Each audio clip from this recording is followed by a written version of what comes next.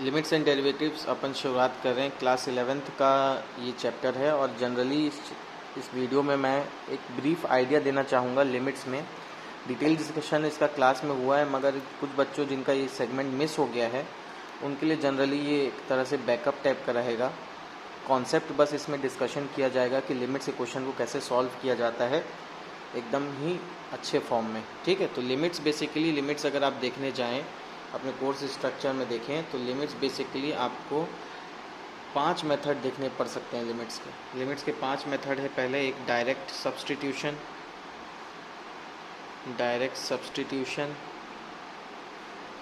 दूसरा है एक है फैक्टराइजेशन, तीसरा मेथड आपको पकड़ाएगा। तीसरा मेथड जो आपके लिए है वो है रैशनलाइजेशन मेथड। देखेंगे अपन कैसे रैशनलाइजेशन से सॉल्व किया जाता है लिमिट्स के क्वेश्चन। चौथा मेथड आपके लिए ये होगा कि कुछ स्टैंडर्ड लिमिट्स, मतलब कुछ स्टैंडर्ड सेट ऑफ वैल्यूज़ के लिए लिमिट्स की वैल्यू क्या होगी, जैसे कि ट्रिग्नोमेट्रिक में या एक्सपोनेंशियल में इस सब का वैल्यू क्या होगा। पांचवा सेगमेंट होगा लिमिट एट इन्फिनिटी।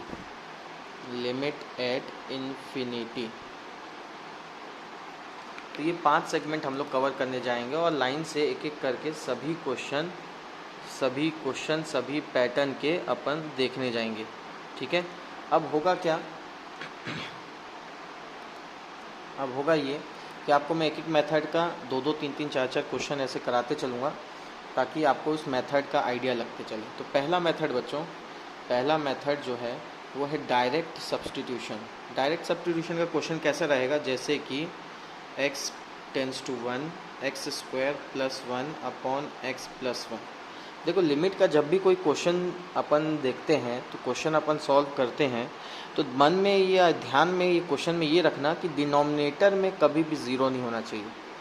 यानी कोई भी क्वेश्चन में लिमिट में आप देखते हो तो वो रखते पे डिनोमिनेटर में ज़ीरो नहीं होना चाहिए। अगर डिनोमिनेटर में ज़ीरो आ गया तो मगर आपको कुछ और डायरेक्टली कुछ और अलग चीज़ करना पड़ेगा कुछ उसको सॉल्व करने के लिए। डिनोमिनेटर में ज़ीरो नहीं होना चाहिए। डिनोमिनेटर में अगर ज़ीरो आ गया मतलब आप कुछ गलती कर रहे हैं। ठीक है, मतलब आप कुछ गलती कर रहे हैं। तो जैसे कि यहाँ पे देखिए इस मेथड में डायरेक्ट सब्स्टिट्यूशन में क्या होगा, इसके क्वेश्चन पहचानने का क्या तरीका है। इसमें लिमिट जैसी आपको मिलेगा तो आप उसको पुट करके देखिए और देखिए कि डिनोमिनेटर में ज़ीरो आ रहा है कि नहीं आ रहा है। जैसे कि इसको पढ़ते कैसे हैं, लिमिट x टेंस टू 1, यानी x की वैल्यू जब 1 होने वाली है, x की वैल्यू जब 1 होने वाली है तो ये फंक्शन की वैल्यू क्या होगी। x की वैल्यू जब 1 होने वाली है तो ये फंक्शन की वैल्यू क्या होगी, इस पे अपन बात करने जा रहे हैं। तो ध्यान से देखिएगा, इसमें मैं लिमिट 1 रख करके देखता हूँ x की जगह पे। तो 1 प्लस 1 तो 1 स्क्वायर प्लस 1 तो ये हो जाएगा 1 प्लस 1 अपॉन 2 तो ये हो जाएगा 2 अपॉन 2, मतलब इसका आंसर क्या हो जाएगा, 1 हो जाएगा आंसर। यानी कहने का मेरा मतलब ये कि इसमें लिमिट रखने पर डिनोमिनेटर में ज़ीरो नहीं हुआ। दूसरा क्वेश्चन अगर मैं देखूँ तो कि limit x tends to 3 root 2x plus 3 upon x plus 3। इसमें बच्चों लिमिट 3 रख करके देखते हैं तो रूट में हो जाएगा तो 2 इंटू 3 प्लस 3 अपॉन 3 प्लस 3। बच्चों ये कितना हो जाएगा, 6 प्लस 3 अपॉन 6 तो ये हो जाएगा बच्चों 9 अपॉन 6, मतलब ये हो जाएगा 3 अपॉन 6, मतलब आंसर कितना हो जाएगा 1/2। कहने का मतलब ये कि लिमिट आप रख रहे हैं तो डिनोमिनेटर में ज़ीरो नहीं होना चाहिए। तो ऐसे क्वेश्चन कौन से मेथड में आते हैं, ये आते हैं direct substitution method. Direct substitution method में क्या करना है आपको, डायरेक्टली लिमिट आपको पुट करना है और देखना है कि आंसर जो रहेगा उसमें डिनोमिनेटर में ज़ीरो ना है। तो ये डायरेक्ट सब्स्टिट्यूशन मेथड एकदम आसान है और एग्ज़ाम में आने के चांसेस एकदम ही कम है इसके। ठीक, दूसरा मेथड जो आता है बच्चों ये होता है फैक्टराइजेशन मेथड। फैक्टराइजेशन मेथड में क्या होता है बच्चों, जैसे कि आपने बचपन से लेकर के यानी क्लास 6th या 7th से लेकर के क्लास 10th तक फैक्टराइजेशन के अलग अलग मेथड देखे होंगे। स्प्लिटिंग मिडिल टर्म हो गया, फॉर्मूला हो गया a+b whole square, a+b whole cube, ऐसे करते करते फैक्टराइजेशन के बहुत सारे मेथड आपने अपने क्लासेस में देखे हुए हैं। तो फैक्टराइजेशन मेथड का इस्तेमाल कब रहेगा, तो जैसे कि देखिए लिमिट का कोई क्वेश्चन है, limit x tends to 2 x square minus 5x plus 6 upon x square minus 4। तो बच्चों इसमें अगर मैं डायरेक्ट मेथड अभी जो मैं सीखा हूँ उसको पुट करूँ तो ये 2 स्क्वायर, तो 2 स्क्वायर 4 माइनस 4 डिनोमिनेटर में 0 हो जाएगा। मगर हमारा जो काम है डिनोमिनेटर में 0 नहीं होना चाहिए।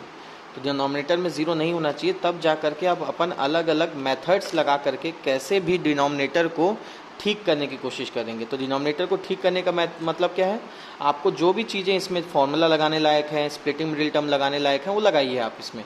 जैसे कि लिमिट x टेंड्स टू 2, इसमें स्प्लिटिंग मिडिल टर्म अगर मैं लगा दिया बच्चों तो -3x माइनस 2x प्लस 6, और नीचे में क्या हो जाएगा a square minus B square, a square minus B square. तो ये लिमिट x टेंड्स टू 2, यहाँ पे जब आप कॉमन निकालेंगे ब्रैकेट से तो x कॉमन निकाले तो x माइनस 3, माइनस 2 कॉमन निकाले तो x माइनस 3 अपॉन में a plus B, a minus B. ऊपर वाला देखेंगे जब सॉल्व करेंगे आप, लिमिट x टेंड्स टू 2 तो ये x minus 2, x minus 3 upon में x प्लस 2 और x माइनस 2। तो बच्चों ये जो x माइनस 2 है इसी के कारण ना डिनोमिनेटर में 0 हो रहा था। आप देख सकते हैं लिमिट x टेंड्स टू 2 है, तो ये देखो अब हमारे बीच नहीं रहा। ठीक, अब लिमिट 2 डाल सकते हैं बच्चों, देखो ध्यान से, 2 माइनस 3 अपॉन 2 प्लस 2, तो कितना हो जाएगा -1 अपॉन 4, तो -1/4 इसका आंसर। यानी फैक्टराइजेशन मेथड के कोई भी क्वेश्चन में आपको देखना क्या है, जनरली आपको करना क्या है, डिनोमिनेटर में चीज़ों को रखने पर 0 आ रहा होगा। डिनोमिनेटर में चीज़ों को रखने पर 0 आ रहा होगा। तो जब भी डिनोमिनेटर में चीज़ों को रखने पर 0 आता है तो आपको कोई ना कोई मैथमेटिकल ऑपरेशन लगा करके डिनोमिनेटर को ख़त्म करना है। ठीक, ये मेथड कुछ भी हो सकते हैं आपके बेसिक, आपने 9th क्लास तक या 10th क्लास तक जो भी फॉर्मूले देखे हैं उसके हिसाब से। तो एक और सवाल लेते हैं ताकि हमारा कॉन्सेप्ट उसमें क्लियर रहे। ठीक है, जैसे कि एक सवाल और ले रहा हूँ आपके सामने, एक सवाल और ले रहा हूँ।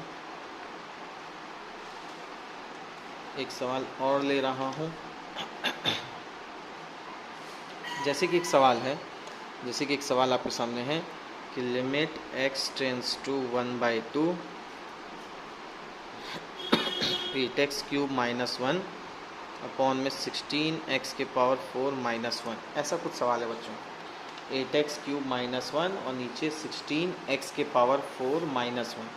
तो इस वाले सवाल में क्या करना है आपको, जैसे कि फिर से देखो आप 1/2 अगर इसमें रख दिए तो डिनोमिनेटर में 0 आ रहा है, तो आप ऐसा नहीं कर सकते। तो आप क्या करेंगे, कुछ ना कुछ ऑपरेशन लगाएंगे। तो ऊपर मेरे को दिख रहा है कि मैं ऊपर ऐसा कुछ लिख सकता हूँ, a cube minus B cube, और नीचे कैसा लिख सकता हूँ बच्चों, तो ये 4x स्क्वायर का स्क्वायर माइनस 1 का स्क्वायर, ऐसा लिखा जा सकता है। नीचे पावर 4 है, बिल्कुल ऐसा ब्रेक किया जा सकता है। तो जब इसको आप ब्रेक करेंगे तो ऊपर इसमें a cube minus B cube का फॉर्मूला लग जाएगा। तो a cube minus B cube का फॉर्मूला, तो a माइनस बी ब्रैकेट में a square plus A B plus B square, ऐसा लगा, और नीचे a square minus B square, तो a square minus B square, A square A plus B A minus B, तो A plus B A minus B. अभी भी कुछ cancellation नहीं दिख रहा है, तो नीचे देखो बच्चों, फिर से मैं उसको तोड़ सकता हूँ क्योंकि इसके कारण फिर 0 हो रहा है। तो 2x minus 1 4x square plus 2x plus 1, इसमें बच्चों फिर से ए स्क्वायर माइनस बी स्क्वायर लगाऊंगा, तो 2x प्लस 1 2x माइनस 1, और ये वैसे का वैसा ही। तो ये माइनस वाले से निपट गया। बचा क्या आपके पास, लिमिट, जो भी चीज़ आपके पास बचा उसमें लिमिट 1/2 आप पुट कर दीजिए। 4 इंटू एक्स स्क्वायर मतलब 1/4 plus 2 into 1/2 plus 1 upon 2 into 1/2 plus 1, 4 into 1/4 plus 1, ये इससे कटा, ये इससे कटा, ये इससे कटा, ये इससे कटा। तो चलो बचा क्या क्या, ये 1 2 3 बचा। नीचे क्या बचा, 1 + 1 2, 1 + 1 2, 2 2 ज़ा 4, 1 + 1 2, ये इंटू 2, 2 2 ज़ा 4, ऐसे कर करके आपको सॉल्व करना है। ठीक है, तो ये आपका फैक्टराइजेशन मेथड था। तो फैक्टराइजेशन मेथड बेसिकली और कुछ नहीं, आप लोग अभी तक 11th क्लास तक जितने भी कॉन्सेप्ट आपने सीखे हैं स्प्लिटिंग के, फॉर्मूला के, कहीं ना कहीं उसका यूज़ करके आपको काम चलाना है, ठीक है। अब फैक्टराइजेशन मेथड होने के बाद, मेथड होने के बाद अगला जो मेथड आता है बच्चों, अगला जो मेथड आता है जिस पे हमको डील करना है फैक्टराइजेशन मेथड होने के बाद, वो मेथड है आपका रैशनलाइजेशन मेथड। अगला जो मेथड हमको जिस पे डील करना है वो मेथड है रैशनलाइजेशन मेथड। रैशनलाइजेशन मेथड अगर आपको ध्यान हो तो क्लास 9th में सबसे पहले इसकी जानकारी आपको दी गई थी। क्लास 9th में सबसे पहले इसकी जानकारी आपको दी गई थी रैशनलाइजेशन मेथड की। रैशनलाइजेशन मेथड अगर आपको याद हो तो जनरली ये स्क्वायर रूट वाले क्वेश्चन सब में रहता है। तो लिमिट वाले भी किसी क्वेश्चन में अगर आपको स्क्वायर रूट नज़र आ जाए, चाहे न्यूमरेटर में चाहे डिनोमिनेटर में, तो आप रैशनलाइजेशन यूज़ कर लेंगे। जनरली रैशनलाइजेशन 9 तक जब हम लोग पढ़े थे तो डिनोमिनेटर में ही रैशनलाइजेशन यूज़ किया जाता था। अब जब 11th में आए हैं तो इस अपन रैशनलाइजेशन न्यूमरेटर में भी यूज़ कर सकते हैं। जैसे कि देखो बच्चों, x टेंस टू 0, यहाँ पे हो गया 2 + x माइनस √2 अपॉन x। तो बच्चों यहाँ पे अगर मैं लिमिट 0 रखूँ तो डिनोमिनेटर तो नहीं रहेगा, डिनोमिनेटर में 0 आ जाएगा। डिनोमिनेटर में 0 हम लोग ला नहीं सकते, तो डिनोमिनेटर में 0 नहीं आ सकते तो कुछ ना कुछ मेथड लगाना पड़ेगा।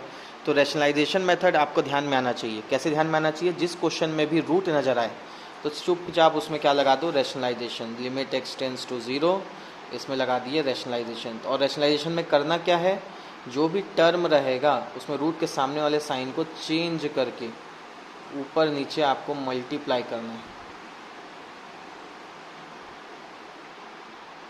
ऐसा।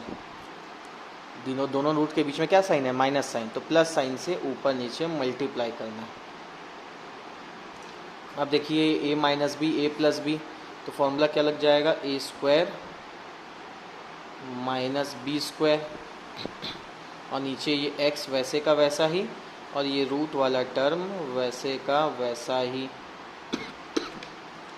तो लिमिट x टेंस टू 0, तो a² माइनस b², तो क्या हो जाएगा, इसका रूट क्या हट जाएगा, 2 + x, इसका रूट हट जाएगा 2। डिनोमिनेटर में क्या बचेगा बच्चों, तो ये वैसे का वैसा ही। एक स्टेप थोड़ा सा जंप करेंगे अपन, बोले कैसे सर, तो ये 2 से 2 कटा, x बचा, x से x कट गया, तो जो भी चीज़ बचा ऊपर में क्या बचा 1, x का कोई टर्म नहीं बचा, नीचे 0 रख दो, तो √2 + 0, तो ये क्या हो जाएगा, √2 + √2, तो कितना हो जाएगा 1/2 √2, 1/2 √2 आपका आंसर। तो रैशनलाइजेशन के कोई भी सवाल में आपको डिनोमिनेटर को या न्यूमरेटर को आपको रैशनलाइज करना है। ऐसे भी सवाल हो सकते हैं जिसमें न्यूमरेटर और डिनोमिनेटर दोनों में रूट रहे। नेक्स्ट क्वेश्चन अपन वही लेंगे जिसमें न्यूमरेटर और डिनोमिनेटर दोनों में रूट रहे, ठीक है। अपन नेक्स्ट क्वेश्चन वही लेंगे। चलिए एक क्वेश्चन और देखते हैं। तो इसमें रैशनलाइज किए, बीच में से साइन क्या था, माइनस, माइनस में प्लस कन्वर्ट कर लिए, इनटू सॉल्व। नेक्स्ट क्वेश्चन आपके सामने पेश कर रहा हूँ। तो नेक्स्ट क्वेश्चन बच्चों, मैंने जैसे आपको कहा कि रूट रैशनलाइजेशन वाला ऊपर भी हो सकता है और नीचे भी हो सकता है। तो ध्यान से देखेंगे, जैसे कि limit x tends to 4, 3 minus √5 + x और 1 माइनस √5 - x, ऐसा है। अब इसमें अगर मन में भी आप रूट रख कर लिमिट रख करके देखोगे तो 5 - 4 कितना होता है, 1, 1 - 1 0 हो जाएगा। तो मैंने आपको क्या बोला था, डिनोमिनेटर में कभी भी 0 नहीं आना चाहिए। चलिए रख करके देखते हैं। अब उपाय है कि 0 आ गया है तो अब कोई उपाय तो नहीं है, कुछ लगाना पड़ेगा इसमें। तो यहाँ पे रूट वाले टर्म नज़र आए तो रूट आ गया तो तुरंत आपको बत्ती जलना चाहिए कि रैशनलाइजेशन करना है। फिर बत्ती में दिक्कत क्या होगा, सर ऊपर भी रूट है नीचे भी रूट है, क्या करें, समझ के बाहर हो रहा है। तो देखो ऊपर वाला रूट है तो उसको भी निपटाने का कुछ और तरीका देखते हैं, नीचे वाले का भी। तो ऊपर वाले का पहले रैशनलाइजेशन कर लो, तो 3 + √5 + x, 3 + √5 + x। तो बोले सर ऊपर वाले को निपटा दिए, नीचे वाले को भी निपटाना है सर, तो इसका भी रैशनलाइजेशन मारो, 1 + √5 - x, 1 + √5 - x। ऐसा बच्चों, जब भी रैशनलाइजेशन होता हो तो डबल रैशनलाइजेशन भी पॉसिबल है। तो होगा क्या, यहाँ पे ध्यान से देखना, इसका असर क्या पड़ेगा। तो ये a minus B A plus B, तो क्या हो जाएगा a square minus B square. ये हुआ, ये दोनों का हिसाब। ये वाले भाई साहब चुपचाप देखते हुए ऐसा ऐसा डिनोमिनेटर में ये दोनों का a square minus B square, a square minus B square into ये वाला टर्म वैसे का वैसा ही, ऐसा। अब ध्यान से देखेंगे ऊपर, limit x tends to 4 a square, चलिए 3 का स्क्वायर 9 माइनस रूट हटा तो 5 माइनस x, ये वैसे का वैसा ही। सेम यहाँ पे 1 माइनस 5 प्लस x, ये भाई साहब वैसे के वैसे ही, ऐसा। तो आगे सॉल्व करते हैं, देखते हैं यहाँ पे क्या असर पड़ता है। 9 माइनस 5 कितना हो जाएगा, limit x tends to 4, 9 minus 5 कितना हो जाएगा 4 माइनस x, ये भाई साहब वैसे के वैसे ही। सेम नीचे 1 माइनस 5 कितना हो जाएगा -4 प्लस x, ये भाई साहब वैसे के वैसे ही। ठीक, अब देखिए दोनों को काटना है, तो इसमें से माइनस साइन अगर कॉमन निकाल करके मैं ऊपर भेज दूँ तो क्या हो जाएगा, लिमिट 4 माइनस x, ये भाई साहब वैसे के वैसे ही। और ये नीचे भी क्या हो जाएगा 4 minus x 3 plus root 5 plus x, ये दोनों कट गए, लिमिट x टेंस टू 4 है। तो बच्चों लिमिट तब तक मत रखना जब तक पूरा सिंप्लीफिकेशन ना कर दो। कई लोग को मन करेगा सर यहाँ लिमिट रख देते हैं, इसको बाद में देख लेंगे, ऐसा मत किया करो, इससे कचड़ा हो जाएगा। ठीक है, तो पहले उसका सिंप्लीफिकेशन कर दिया, अब चलो लिमिट रख देते हैं, जो क्योंकि जिसके कारण ज़ीरो हो रहा था वो पार्ट हट चुका है, तो अब लिमिट रखा जा सकता है। तो 4 रखेंगे तो ये देखो रूट में 5 माइनस 4 कितना हो जाएगा 1, 1 प्लस 1 कितना हो जाएगा 2 हो जाएगा, तो ये -2 अपॉन 5 प्लस 4 कितना 9 हो जाएगा, 9 का रूट कितना हो गया 3, 3 प्लस 3 6, तो ये -1/3 आपका फाइनल आंसर, -1/3 आपका फाइनल आंसर। तो इस तरीके से सॉल्व करना है बच्चों आपको, इस तरीके से। तो आज क्या क्या मेथड सीखे अपन, मेथड अपन सीखे, पहला डायरेक्ट मेथड, मतलब जिसमें डिनोमिनेटर में ज़ीरो नहीं आता है, डायरेक्टली लिमिट रख देना है। दूसरा मेथड अपन क्या सीखे, फैक्टराइजेशन, मतलब जिसमें डिनोमिनेटर में ज़ीरो आ रहा था तो कुछ ना कुछ उपाय लगा करके, कुछ ना कुछ टेक्निक लगा करके वो डिनोमिनेटर का ज़ीरो वाला टर्म को हमने निपटाया। तीसरा चीज़ हमने क्या सीखा, रैशनलाइजेशन मेथड। रैशनलाइजेशन मेथड में क्या करना है आपको, रैशनलाइजेशन मेथड में क्या करना है आपको, रैशनलाइजेशन मेथड में जहाँ कहीं पे भी रूट दिखे आपको, जहाँ कहीं भी रूट आपको दिखे तो आपको उसको क्या करना है, रैशनलाइज करना है और फिर आपको लिमिट पुट करना है। ठीक, तो इस वीडियो में इतना ही रखते हैं, नेक्स्ट वीडियो में इसका कंटिन्यूएशन करेंगे और कुछ स्टैंडर्ड फॉर्म्स ऑफ लिमिट्स में हमारा प्रवेश होगा। ठीक, चलिए नेक्स्ट वीडियो में मिलते हैं।